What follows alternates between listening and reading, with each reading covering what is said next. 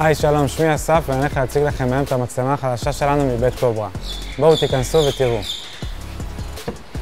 טוב, אז קודם כל המצלמה 4K שלנו היא המצלמה החדשה ביותר. הזווית צילום היא 150 מעלות מקדימה, 130 מעלות מאחורה, ככה שזה נותן לנו כיסוי מקסימלי גם לקדימה של הרכב וגם לאחורה. למצלמה החדשה שלנו Z4K יש GPS מובנה ברכב. הוא עוקב אחר מיקום הרכב ומאפשר נתוני נסיעה נוספים, כמו מיקום הרכב, היסטוריות נסיעות ומהירות הרכב.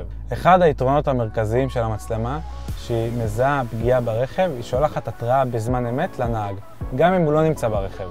בנוסף, אתם יכולים להשיג שליטה מלאה במצלמה בעזרת אפליקציה ידידותית.